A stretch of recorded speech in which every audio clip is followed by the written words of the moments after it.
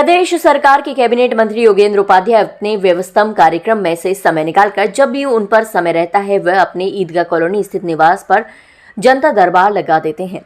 यही नहीं, इस जनता दरबार में सभी फरियादियों की फरियाद को सुनकर उसका निदान करने का आदेश संबंधित अधिकारी को देते हैं, जिसके चलते समस्याओं को लेकर फरियादी उनका आने का इंतजार करते रहते हैं।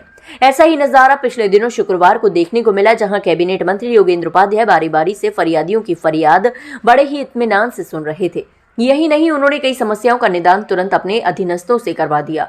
इससे फरियादी खुश दिखाई दिए। इसके अलावा उच्च शिक्षा मंत्री योगेंद्र उपाध्याय ने आगरा में 2 विश्वविद्यालय के अलावा कई अन्य उपलब्धियों को दिलाया है। अग्र भारत से बात करते हुए उन्होंने फरियादियों की समस्याओं की जानकारी देने के साथ ही आगरा में उनके कार्यकाल में दी गई उपलब्धियों की जानकारी कुछ इस तरह से दी। देखिए, हर तरह की समस्या आती है जनता की है, कहीं नौकरी लगवाने की, कहीं पर थाने की उत्पीड़न की, कहीं पर फर्जी रिपोर्ट लिखाने की।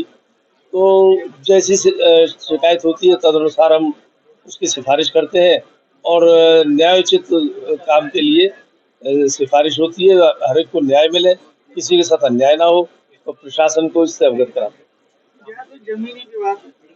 जमीन के होते हैं, पुलिस के होते हैं, नौकरी पेशे के होते हैं, कहीं पर ट्रांसफर के होते हैं, तो हर तरह की शिकायतें होती।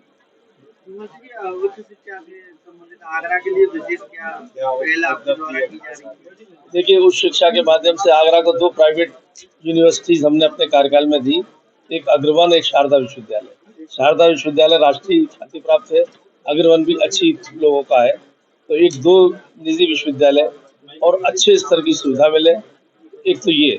दूसरा, आगरा को हमने साइंस पार्क और नक्षत्रशाला, ये आगरे के लिए गौरव की बात होगी कि उत्तर प्रदेश की तीसरी नक्षत्रशाला और साइंस पार्क आगरा में खुल रहा है। पहला लखनऊ में थी नक्षत्रशाला, साइंस पार्क वहाँ पे भी नहीं था, और दूसरी गोरखपुर में, तीसरी यहाँ पे खुल रही है। और उससे न सिर्फ यहाँ पे शैक्षिक पर्यटन बढ़ेगा, बल्कि यहाँ के शिक्षार्थियों के लिए ज्ञान और विज्ञान का जानकारी के अवसर मिलेगा। यदि इसी तरह अन्य जनप्रतिनिधि भी अपने यहाँ जनता दरबार लगाएं तो निश्चित ही जन समस्याओं से जनता को निजात मिल सकती है। समय मिलते ही कैबिनेट मंत्री अपने यहाँ लगाते हैं जनता दरबार। अग्र भारत के लिए राजेश कुमार की रिपोर्ट।